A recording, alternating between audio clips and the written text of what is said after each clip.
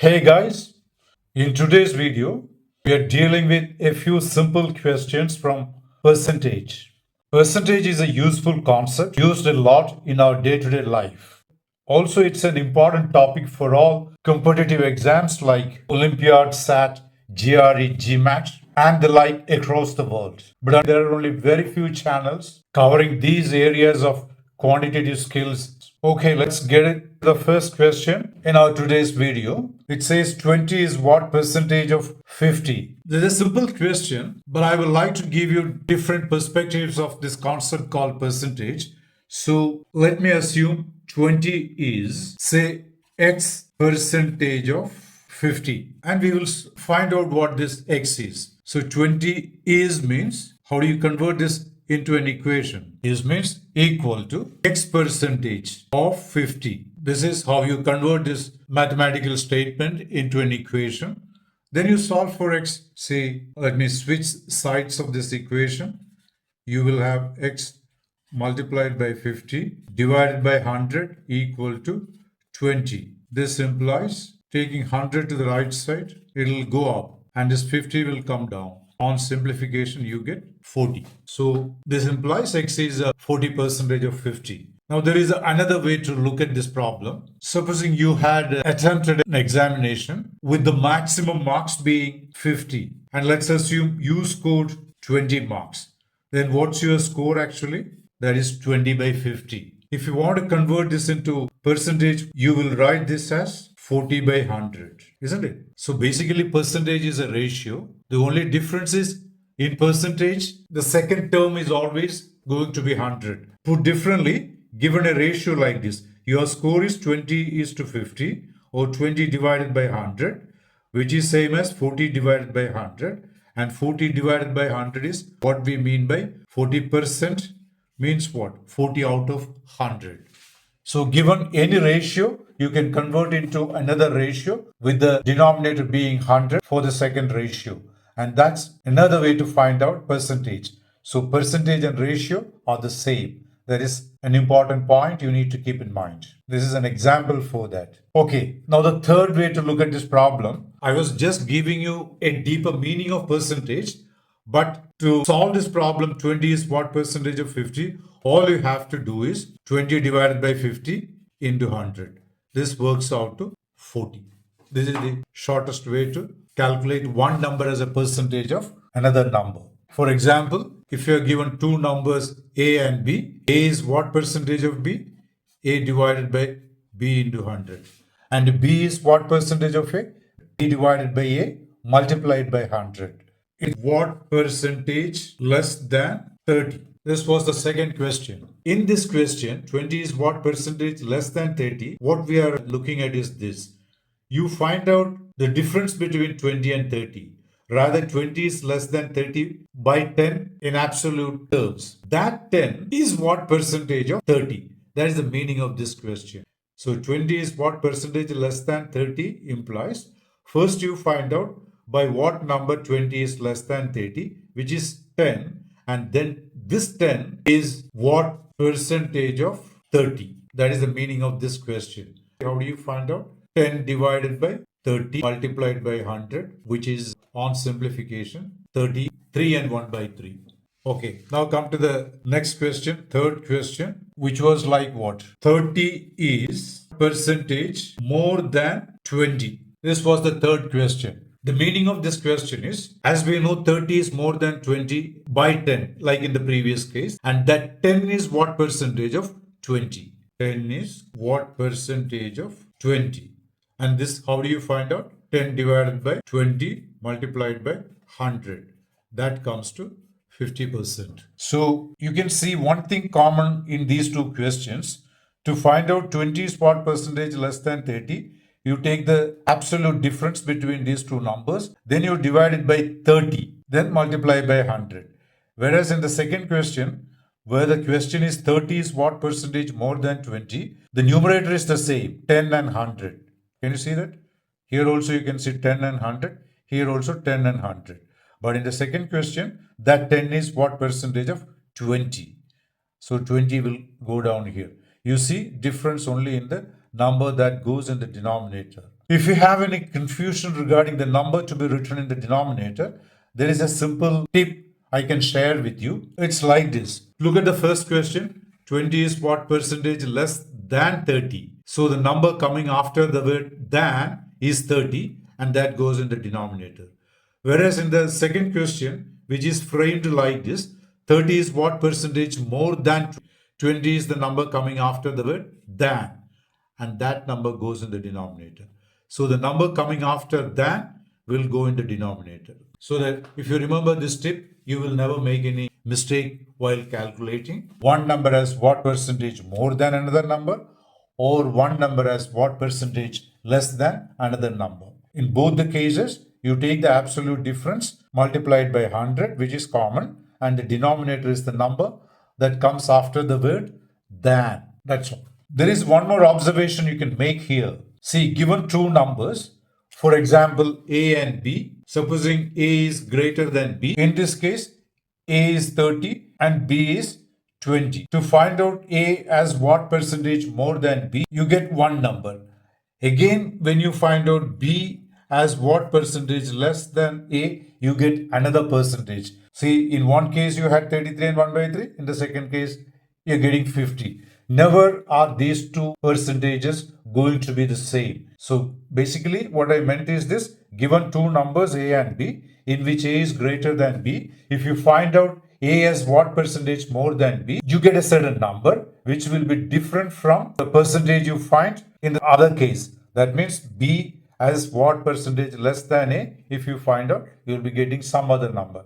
Never are these two numbers the same. That's another observation you can make. Now the fourth question was, if a number is increased by 10 times, what would be the increase in percentage terms? Let me choose X as the number to begin with. So what do you mean by this number being increased by 10 times?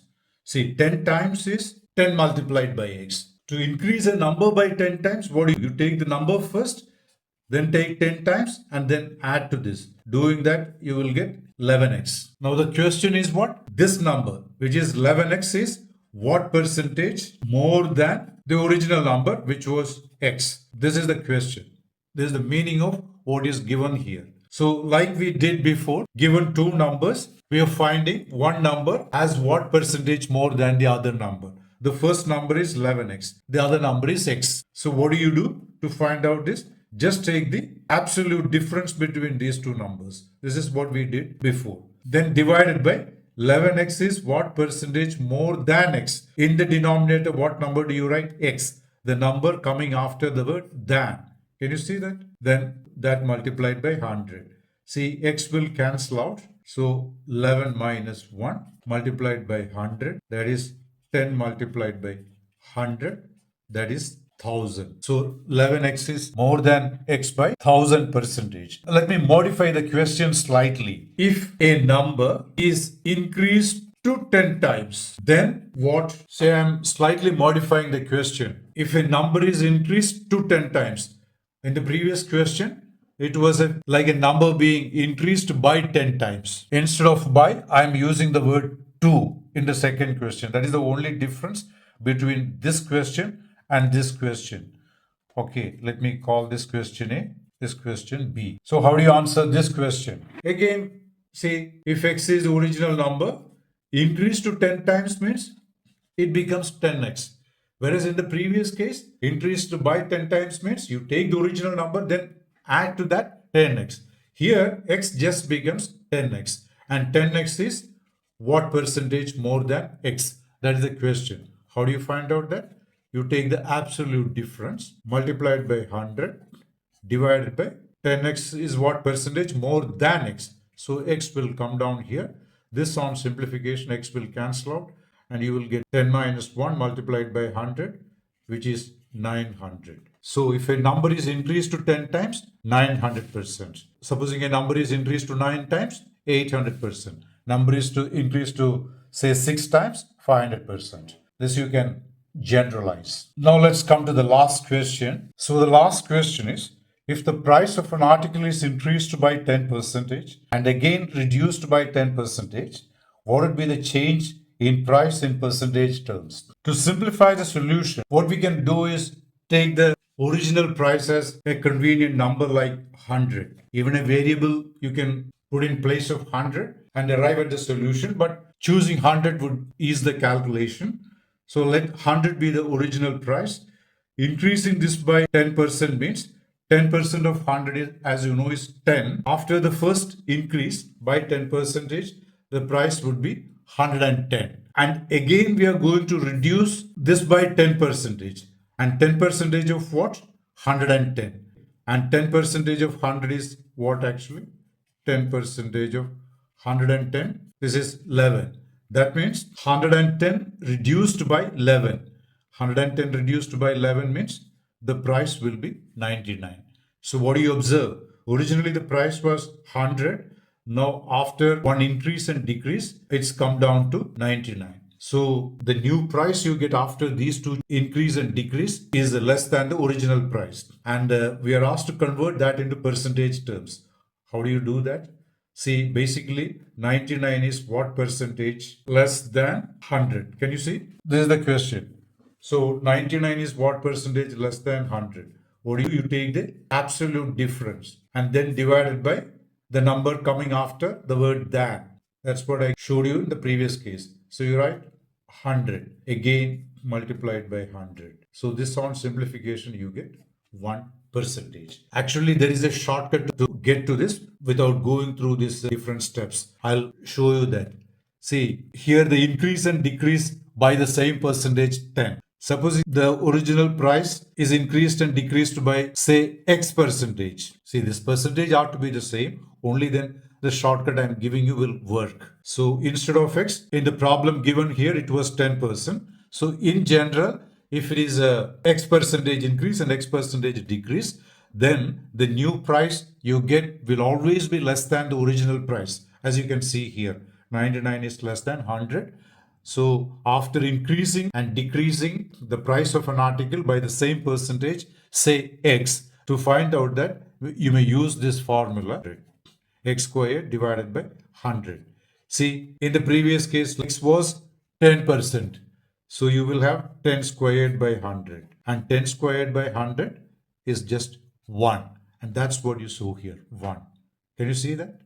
You don't need to do this sort of simplification. All you need to is to remember this formula.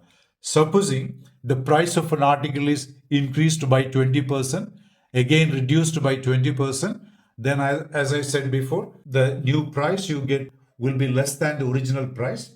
Percentage decrease will be, and if you're putting X as 20, what do you get? 20 squared by 100, which is actually 4. 20 square is 20 multiplied by 20, which is 400 divided by 100 is 4. This way you can calculate it faster.